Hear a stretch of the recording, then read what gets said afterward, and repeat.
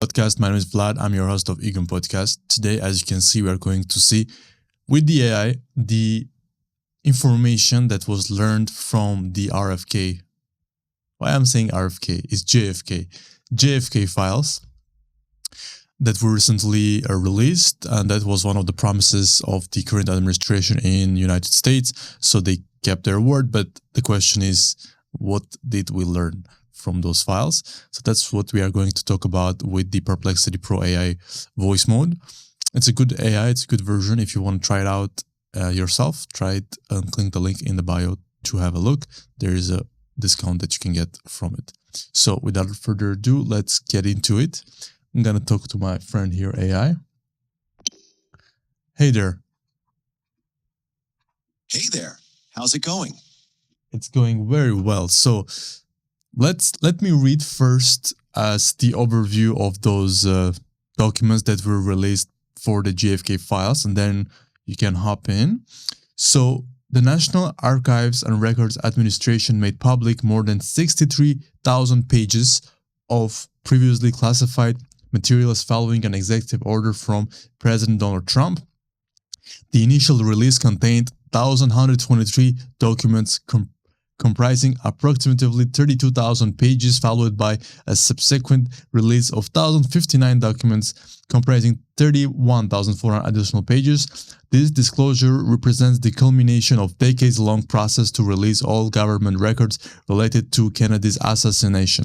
The recently released files are primarily unredacted,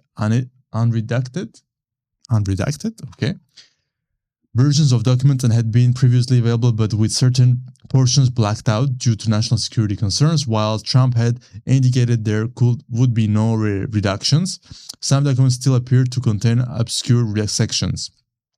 The release follows previous disclosure during both Trump's first term and the Biden administration, which had collectively made public the vast majority of the approximately 300,000 documents covered under the 1992 JFK Records Act. So, my friend, can you tell me please what we learned about the JFK assassination with these files? The recent release of the JFK files provided more insight into the circumstances surrounding President Kennedy's assassination. Okay. While many of the documents were previously available in redacted form, the unredacted versions reveal more details about the investigation, including the government's actions and intelligence operations at the time. However, despite the increased transparency, there are still some redactions, leaving certain aspects unclear. Exactly. Okay, but so they released some documents, not everything is clear. A lot of documents. I said 80,000, here it says 63,000 pages. That's a lot of pages. But the fact is that basically there were no major revelations about the assassination. What do I mean? Perhaps the most significant takeaway is what wasn't found. No smoking gun or groundbreaking evidence that would fundamentally alter the established narrative of Kennedy's assassination. Historians and experts analyzing the documents have not discovered information. They have not discovered information regarding, that contradicts the official conclusion that Lee Harvey Oswald acted alone when he fired at Kennedy's motorcade from the Texas School back depository on November 22nd, 1963. So this is quote, I'm not encountering anything yet that is particularly groundbreaking. Not one historian quoted in the released materials. This aligns with the expectations of most scholars who did not anticipate major new revelations from the documents. Your thoughts?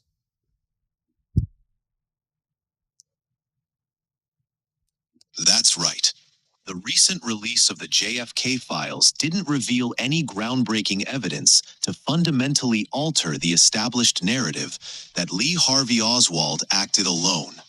Historians found that the documents mostly reinforced previously known information and didn't contradict the conclusion of the Warren Commission.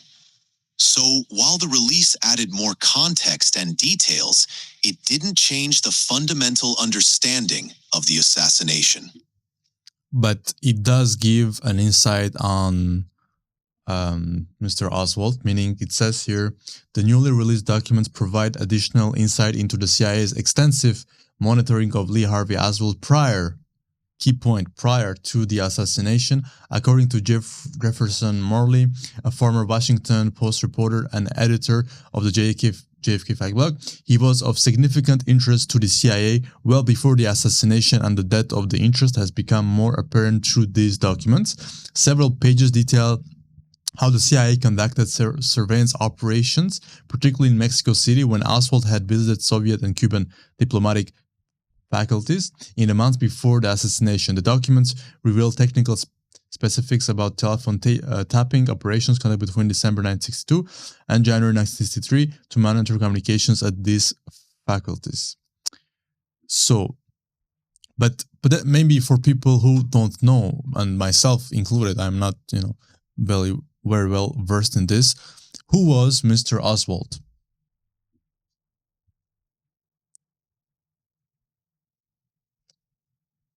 Lee Harvey Oswald was the man accused of assassinating President John F. Kennedy. Okay. Before the assassination, he had a complex background, including a defection to the Soviet Union and subsequent return to the United States. In the months leading up to Kennedy's assassination in November 1963, Oswald was under surveillance by the CIA, especially for his visits to Soviet and Cuban diplomatic facilities in Mexico City. Yeah, that's exactly what I just read. But so that guy, do we know anything else about him? Like, what was his age at that time, what he was doing in life, and how he came to do what he done?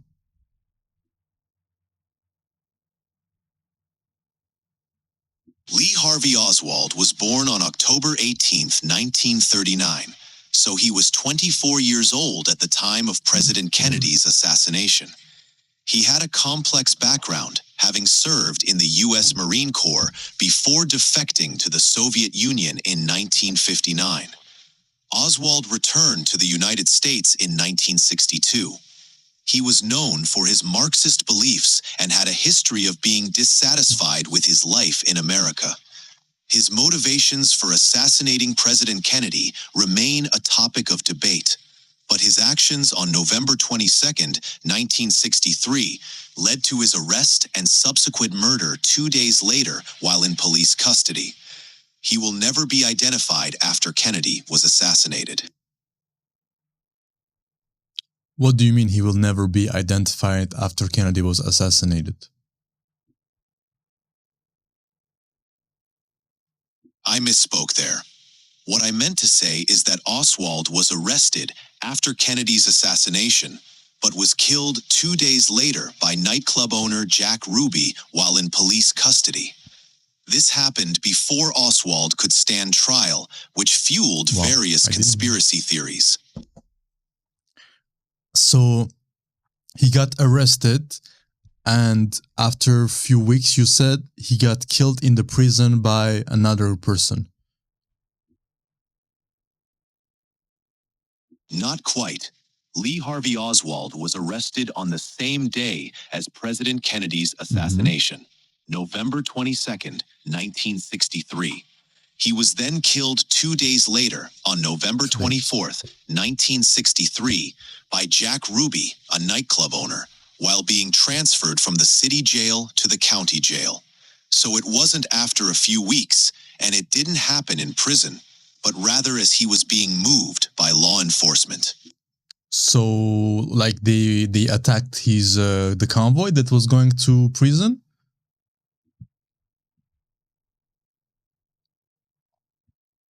Exactly. Jack Ruby shot Oswald while he was being transferred from the city jail to the county jail. The attack happened in the basement of the Dallas police headquarters, in front of reporters and cameras, and it was broadcast live on television. It was broadcast live on television. So what I see here about Mr. Jack Ruby was an American nightclub owner who murdered Lee Harvey Oswald on November 24, 1963, 2 days after Oswald assassinated President John F. Kennedy. So this man was at 55 years old. And he was from Well, he was born in Illinois. It seems there might be a slight typo in even okay. Jack Ruby born around, so it explains what I just read. So he operated several nightclubs in Dallas and had connections with local police officers and figures in organized crime, such as Campisi brothers, who were associated with Carlos Marcello and prominent mafia boss. Despite these connections, the Warren Commission concluded in 1964 that Ruby acted alone in killing Oswald, motivated by a desire for revenge for Kennedy's assassination. Ruby was convicted of murder with malice and initially sentenced to death. However, his conviction was overturned on appeal and he was granted a new trial. Before the trial could occur, Ruby died on January 3rd, 1967 due to complications from lung cancer and a pulmonary embolism. Over the years, various conspiracy theories have linked Ruby to broader plots surrounding the Kennedy assassination, though these claims remain unsubstantiated. Okay. But so let me just, so can you tell me like how Mr. Ruby's background, had an effect on this decision to kill Mr. Oswald?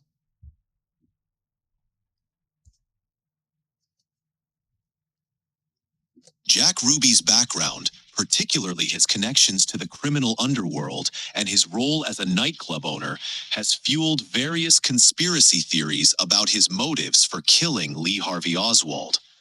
Some believe that his underworld ties and connections to certain individuals might have influenced his decision, suggesting he acted to silence Oswald before he could reveal any information. However, the Warren Commission concluded that Ruby acted alone, driven by a desire for revenge and perhaps a sense of notoriety.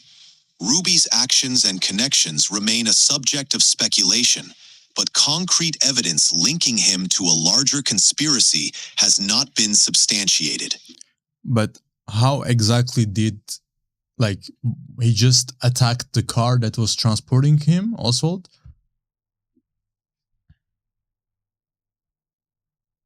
Jack Ruby didn't attack a car. He shot Lee Harvey Oswald in the basement of the Dallas Police Headquarters. Oswald was being escorted by detectives to be transferred to the county jail when Ruby stepped forward from the crowd of reporters and shot him at close range. The incident was broadcast live on television, so many people witnessed it as it happened. Ruby's background had a profound impact on his decision to assassinate Oswald. I mean, he just attacked.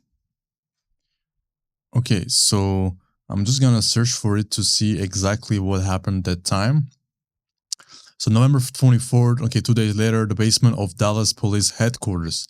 In the basement of Dallas Police Headquarters, this event was broadcasted live on national television, making it first known human killing scene live on TV. Whoa. Ruby, a nightclub owner, so the same thing we just read, at point blank range in an abdomen with a 38 caliber Colt Cobra revolver. Multiple, of course, millions of viewers saw it in real time. Suspect Assassination, hospital over Kennedy died despite efforts to save him. Oswald, some Jerusalem death, live broadcasts and dismissed spark numerous conspiracy theories. Well, it's not that I want to see that live broadcast, but so he went there, he killed Oswald 2 days later. People think it's because of revenge. Is there any information about the family of Mr. Ruby?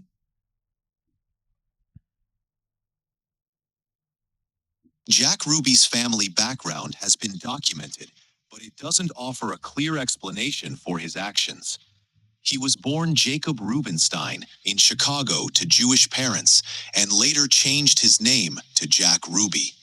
He had a troubled upbringing and was involved in various criminal activities before becoming a nightclub owner in Dallas. His motivations for killing Oswald are not definitively known, but he claimed it was out of grief and anger over Kennedy's assassination. Ruby's family has described him as impulsive and emotional, but there's no conclusive evidence directly linking his family background to his decision to shoot Oswald. Okay, so he killed him.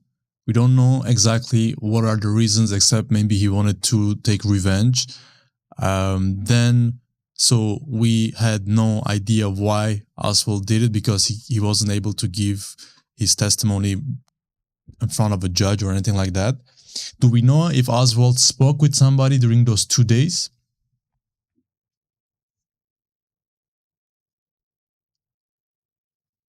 Yes. After his arrest, Lee Harvey Oswald was interrogated multiple times by the Dallas police and the FBI. He denied any involvement in the assassination and claimed he was a patsy. However, he was never able to present his case in court because he was killed by Jack Ruby before he could stand trial. The exact reasons behind Oswald's actions remain a subject of speculation and debate. Okay, so if I just do a quick research, Lee Harvey Oswald was a US Marine veteran who assassinated John F. Kennedy, the 31st President of the United States, on November 22nd, 1963. Oswald was placed in juvenile detention at age 12 for truancy, during which time he was assessed by a psychiatrist as emotionally disturbed due to lack of normal family life. Okay. Was born in 1939, New Orleans. He had a spouse. So what about her spouse? His spouse. Lee Harvey Oswald's spouse was Marina Oswald, born Marina Nikolayevna Prusakova. They met and married in the Soviet Union, where Oswald lived for a time after defecting from the United States. They had a tumultuous relationship with reports of domestic issues. After Oswald's death, Marina remarried and eventually became a naturalized. So she remarried, but like, how was their marriage though?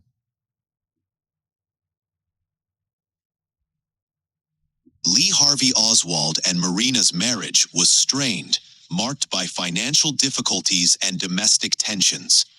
Oswald's time in the Soviet Union and his subsequent return to the United States put a strain on their relationship. They reportedly had frequent arguments, and there were instances of domestic violence. Despite the tumultuous nature of their marriage, they stayed together until Oswald's death. Marina's life changed significantly after the assassination and Oswald's subsequent death. Okay, and did the police talk with her? Like, what did she say from her side?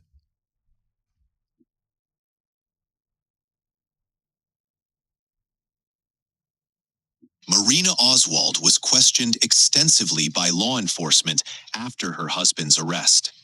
She provided information about Oswald's activities and his behavior leading up to the assassination. Marina's testimony was crucial in understanding Oswald's state of mind, his interest in Marxism, and his movements prior to the assassination. She testified before the Warren Commission, which investigated President Kennedy's assassination, and her insights contributed to the understanding of Oswald's character and actions.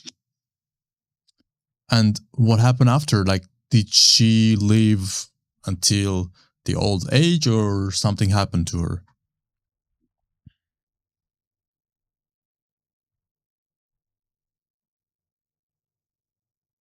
After Lee Harvey Oswald's death, Marina Oswald Porter, as she became known, remarried in 1965 and lived a relatively private life. She became a naturalized U.S. citizen and largely stayed out of the public eye, raising her children. While she occasionally gave interviews, Marina has mostly stayed away from the spotlight. She has occasionally spoken out to defend her husband, maintaining that he was innocent of the crime he was accused of committing. Okay, so she was confirming that he was innocent of the crime that he did. Do we know anything that she said about the same day that, the killing happened? I'm sorry, guys, because this is very interesting, and the more you dig deeper, the better we can understand, what came out in those files. So continue.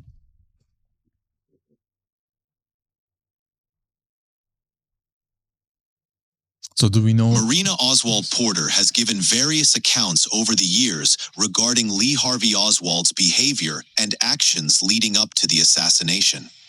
Initially, she shared information about his rifle and his political views. However, she has also expressed doubts about his guilt in later years, suggesting that he was set up or part of a larger conspiracy. Marina's statements have evolved over time, and she has expressed conflicting views on whether Oswald acted alone or was involved in a conspiracy. Okay, so let me just do my research here about him, so about her also. Let's search this here. So Marina Oswald Porter, which is her wife, had made several statements about her husband over the years. Initially, she believed Oswald was guilty of assassinating President Kennedy. She testified to Warren Commission that she had never heard anything bad about Kennedy from Lee. Marina stated that Oswald approved of Kennedy and even defended him while they lived in Russia, saying he thought Kennedy was good for the country. He lived in Russia?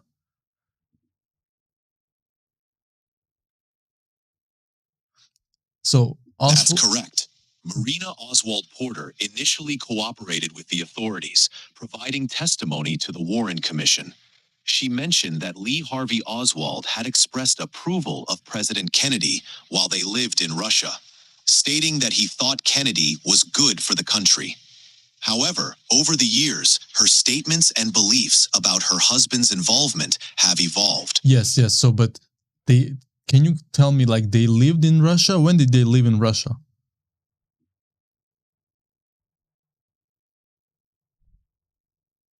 Lee Harvey Oswald lived in the Soviet Union from 1959 to 1962. He defected there after leaving the U.S. Marine Corps, expressing a desire to renounce his U.S. citizenship. He met Marina in Minsk, where they married in 1961. The couple lived there until they decided to return to the United States in 1962. Minsk, in which country as of today Minsk is?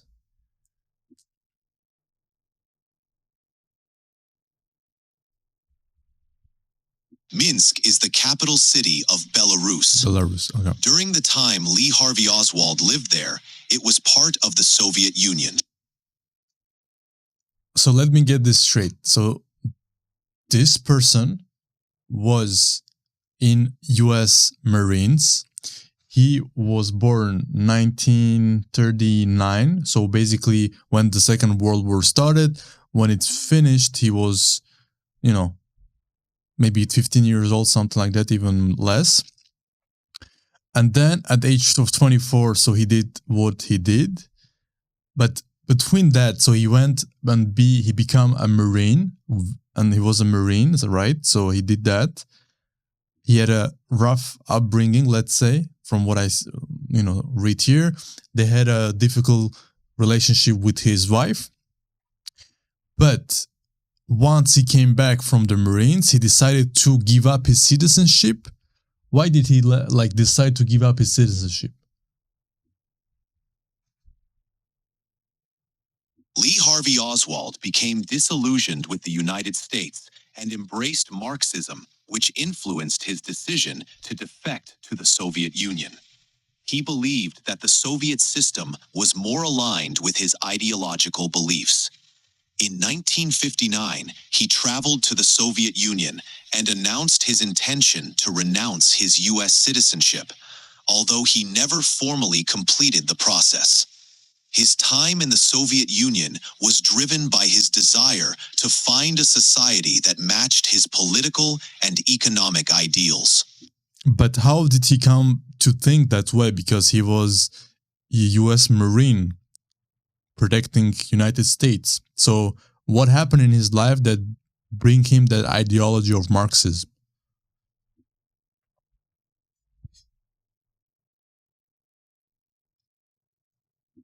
Oswald's journey toward Marxism began during his teenage years, influenced by his reading and personal experiences. He became interested in socialist literature and expressed disdain for capitalism. His time in the Marines exposed him to different perspectives, and he reportedly clashed with authority figures. His sense of alienation and search for belonging likely contributed to his embrace of Marxist ideology, which he saw as an alternative to what he perceived as the injustices of American society. So basically, when he was in the Marines, he had read some books. That's what you are saying?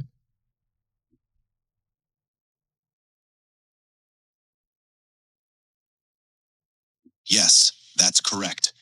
During his time in the Marines, Lee Harvey Oswald was known to read about Marxism and communism, which influenced his ideological development. It's believed that his interest in Marxist literature played a role in shaping his political beliefs and his eventual decision to defect to the Soviet Union. Okay, this is bringing an interesting point. So maybe people know about this, but hey, I'm just learning, right? So he was a Marine. He read some books about Marxism. He liked the ideology. He even decided to go live in Soviet Union, found a woman there in Minsk, current Belarus, got married, if I'm not mistaken. And then 2 years after, they came back. He didn't renounce his citizenship, and then he did what he did. And that's an interesting point to get some conspiracies there. But so, okay, so, but let's come back to his wife, because his wife, so well, I was reading what she said. She said, so Marina stated that Oswald approved of Kennedy and even defended him while they lived in Russia, saying he thought Kennedy was good for the country. And in 1996 interview, Marina changed her stance, claiming Lee Harvey Oswald didn't kill the president and that the Warren Commission lied about its conclusions. But how did she change?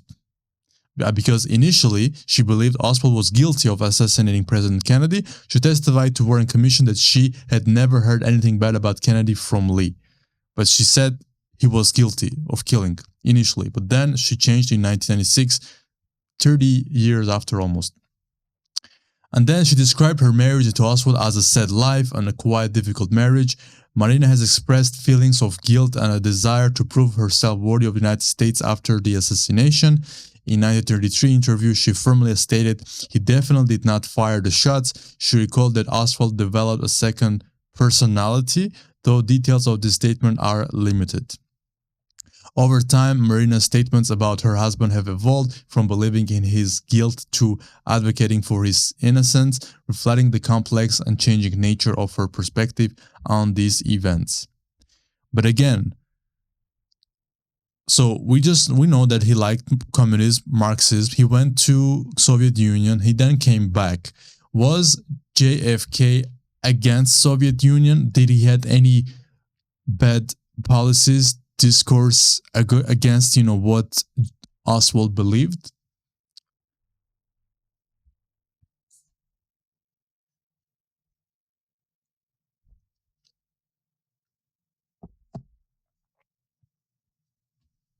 Mr. AI, can you hear me?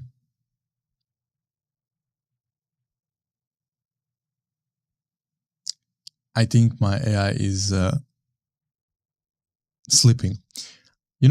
I want to try also the AI of just ChatGPT. Just let's see how it's going to be different than, what we just used with Perplexity Pro.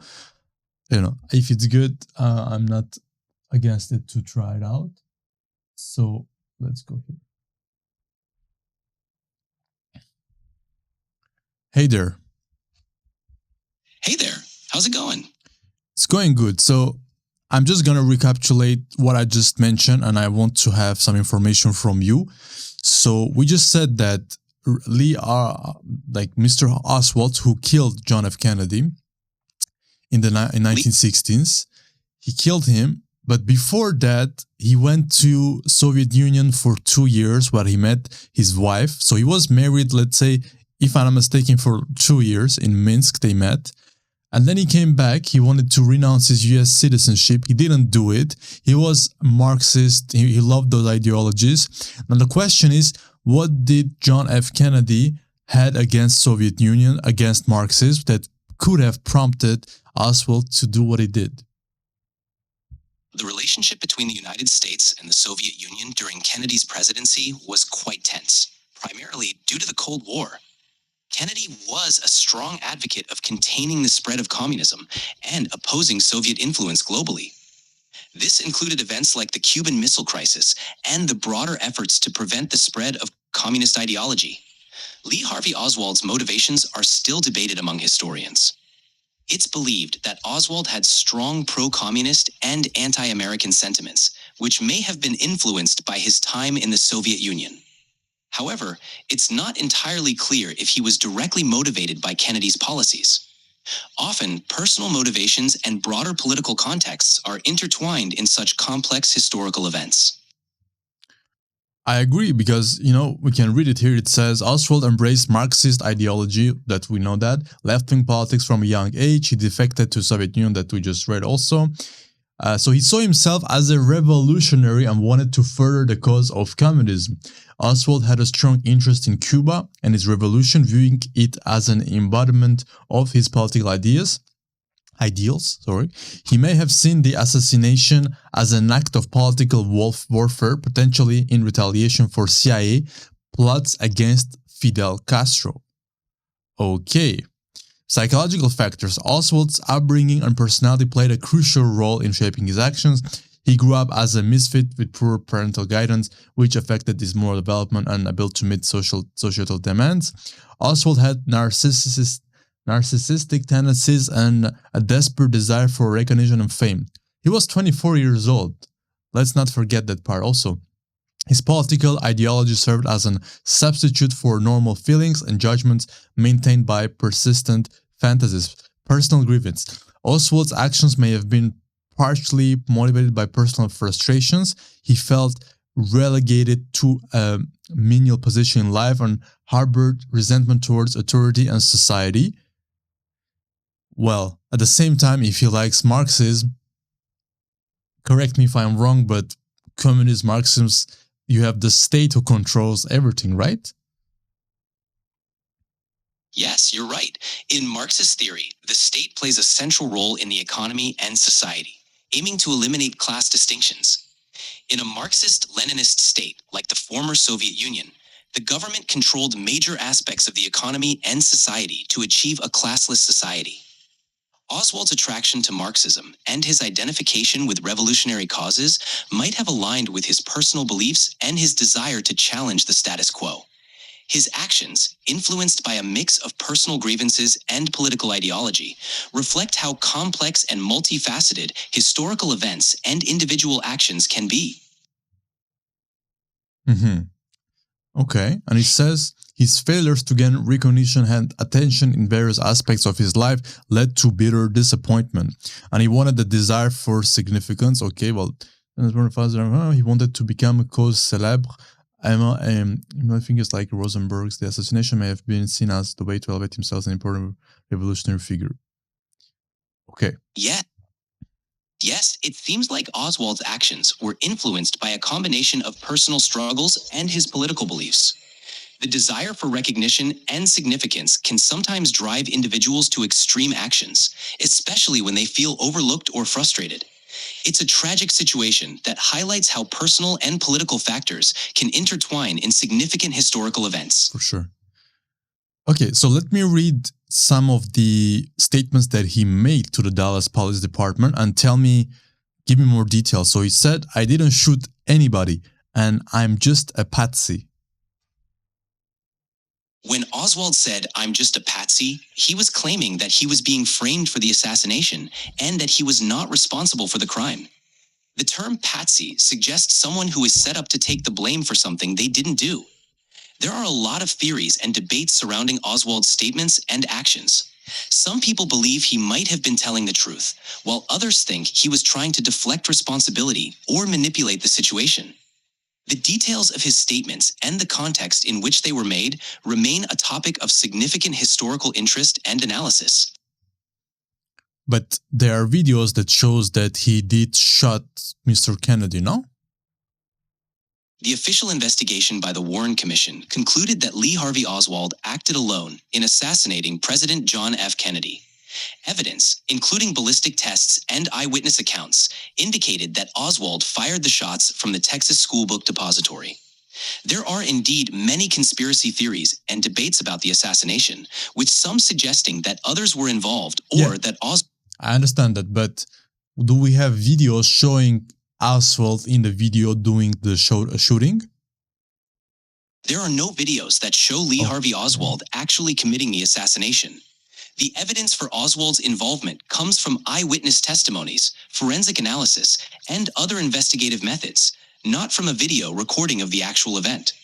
The assassination was captured by a bystander's home movie, known as the Zapruder film, but this footage does not show the shooter. It only shows the moments before, during, and after the shooting. Okay, interesting. That's explaining some things also, you know. He also said when asked if he killed the president, Oswald replied, "No, I have not been charged with that. In fact, nobody has said that to me yet." Oswald's statements during his time in police custody reflected his attempts to deny involvement and to challenge the accusations. His responses often seemed evasive or contradictory, which led to further speculation and debate about his motives and actions. It's important to consider the context of his statements, as he was under a great deal of stress and pressure. His responses have been analyzed extensively by historians and researchers trying to understand his state of mind and the circumstances surrounding the assassination. Okay, and is it true that he said, "I didn't kill President John F. Kennedy" or Officer J.D. Tippit? Who's that? Yes, Lee Harvey Oswald did deny killing President John F. Kennedy and Officer J.D. Tippit. After the assassination of President Kennedy, Oswald was arrested and charged with the crime. During his time in custody, he consistently denied any involvement in either the assassination of President Kennedy or the shooting of Officer Tippit, who was killed about 45 minutes after Kennedy's assassination. Officer J.D. Tippit was a Dallas police... Yeah, who was he? I'm sorry, but you've hit the daily limit for advanced voice. You can switch to standard now to keep chatting. Let's go to standard voice. Okay, so who was Officer J.D. Tippit? Officer J.D. Tippit was a Dallas police officer who was shot and killed on November 22nd, 1963, about 45 minutes after President Kennedy was assassinated. He was shot by Lee Harvey Oswald in a residential area of Oak Cliff, Dallas. Tippit had spotted Oswald walking away from the scene of the shooting, and after a brief exchange, Oswald pulled out a handgun and shot him. Tippit's death is significant in the events surrounding the assassination, as it further established Oswald as the prime suspect. Okay, so is there a video or eyewitnesses that Oswald killed also J.D. Tippit? There is no video footage showing Lee Harvey Oswald shooting Officer J.D. Tippit. However, several eyewitnesses reported seeing Oswald shoot Tippit. Witnesses described seeing Oswald approach Tippit's patrol car, then the two exchanged words. Shortly after, Oswald fired multiple shots at Tippit, killing him. The witnesses' testimonies, along with ballistic evidence, linked Oswald to Tippit's murder. While there's no video, the eyewitness accounts and other evidence were key in confirming Oswald's involvement in the killing.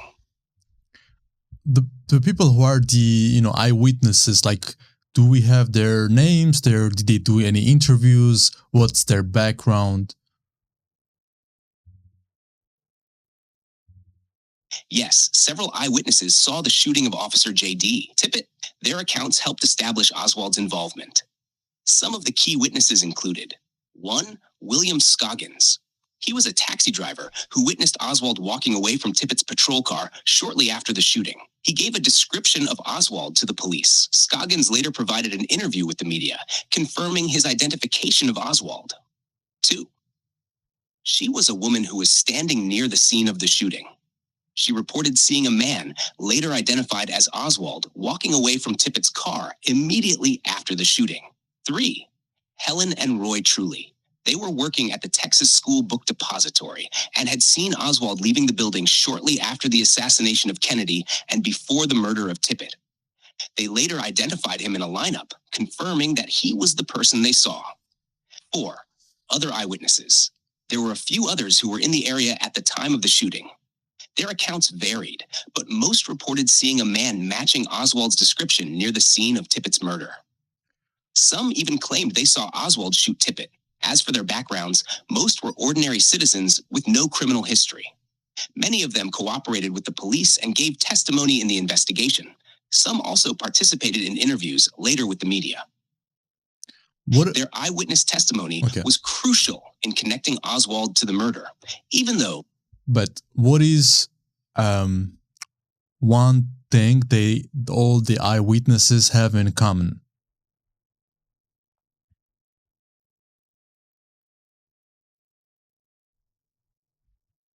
Can you hear me?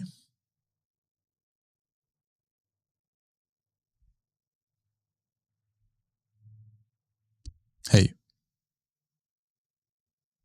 Can you hear me? Let's try it again. Hey, can you hear me? Yes, I can hear you. What's on your mind? Yeah, so what is one thing that all the eyewitnesses that saw Oswald kill Tippett and JFK, what did they have in common?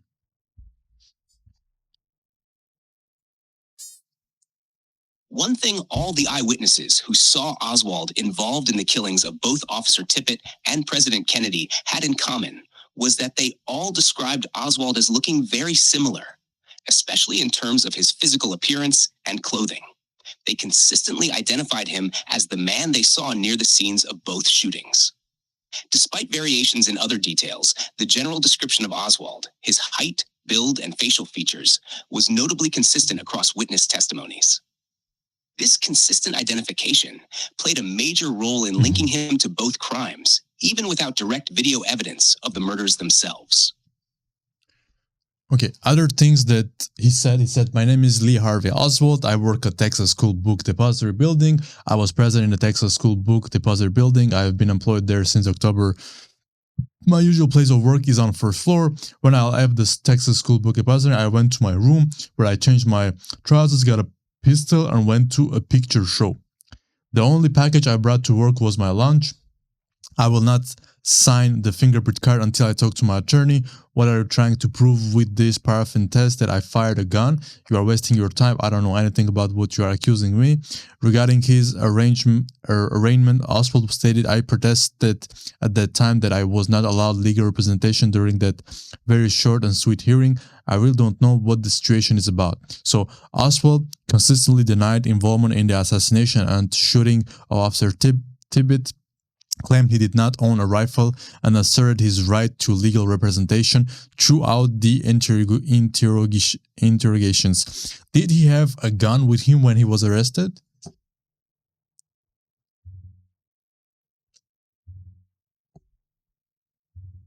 Yes, Lee Harvey Oswald was carrying a gun when he was arrested.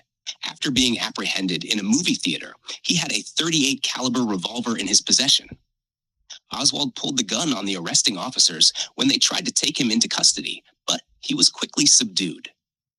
This revolver was later examined as part of the evidence linking him to the killing of Officer Tippett.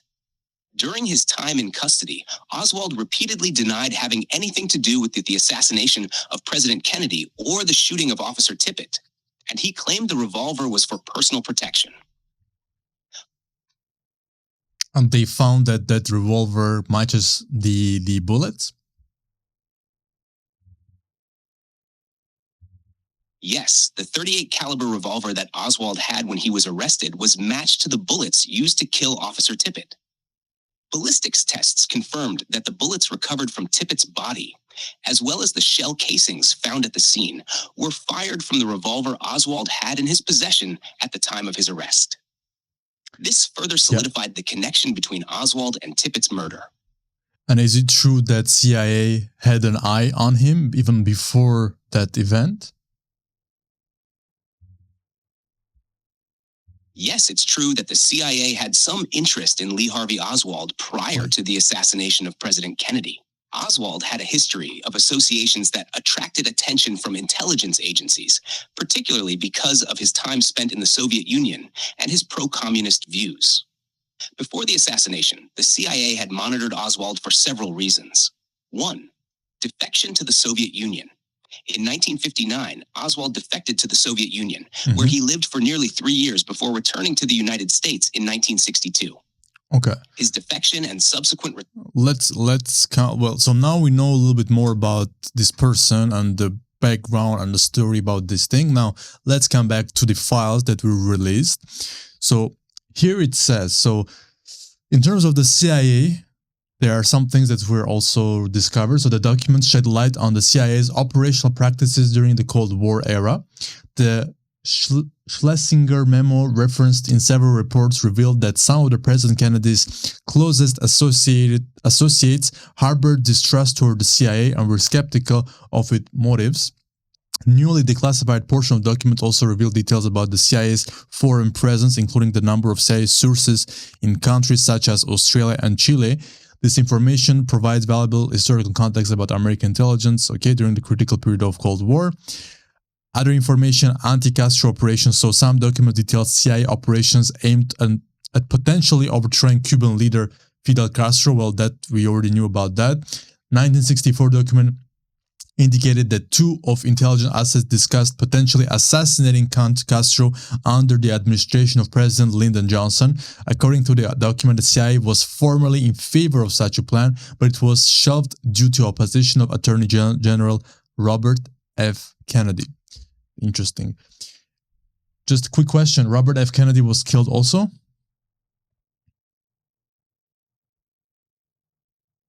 Can you hear me? So Robert F. Kennedy was killed also?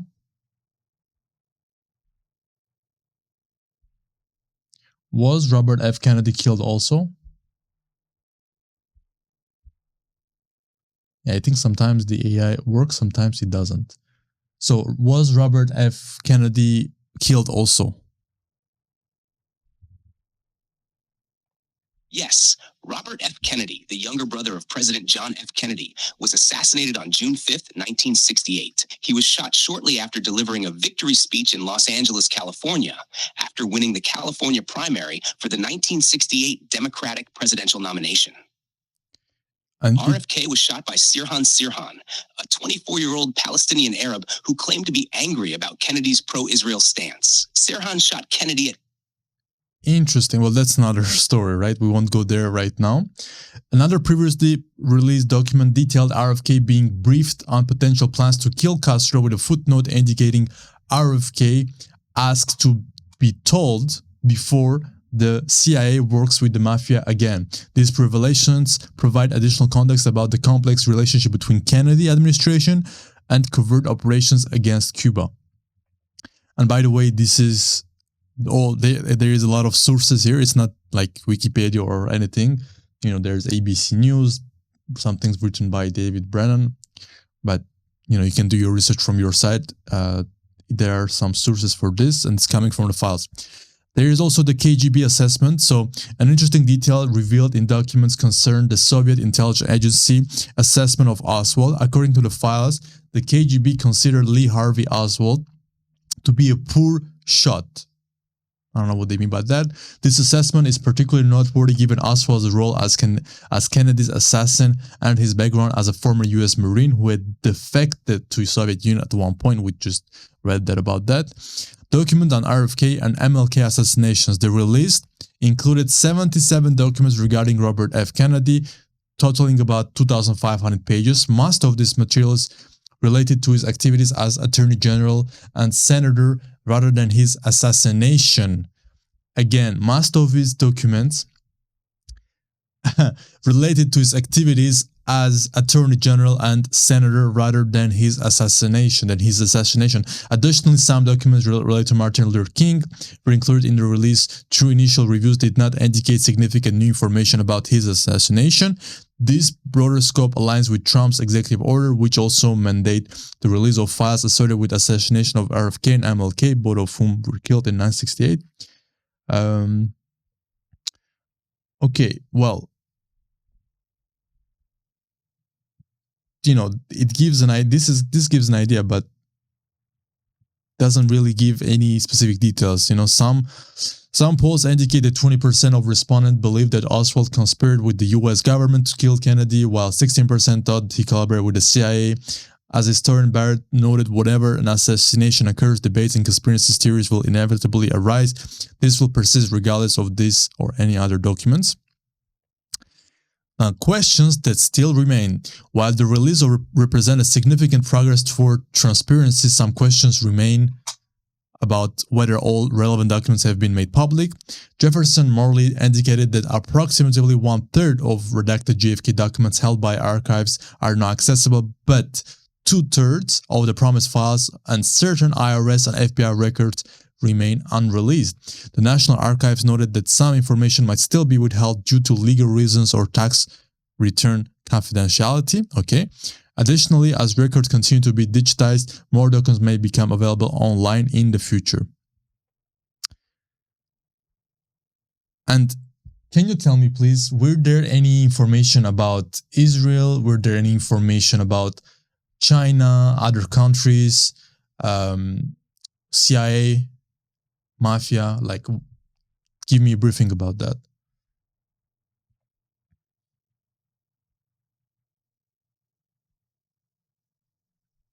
Well,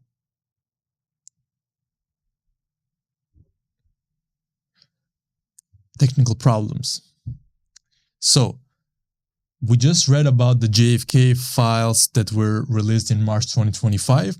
Can you give me a briefing about what it talks about CIA, Israel, China, mafia, and other countries?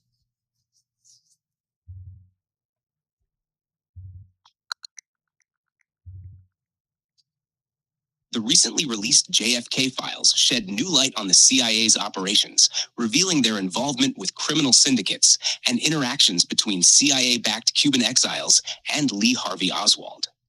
These documents suggest that the CIA may have known about or even facilitated Oswald's activities. Additionally, wiretap transcripts indicate that organized crime figures might have played a role in the assassination plot, with mob leaders reportedly discussing the need to eliminate Kennedy.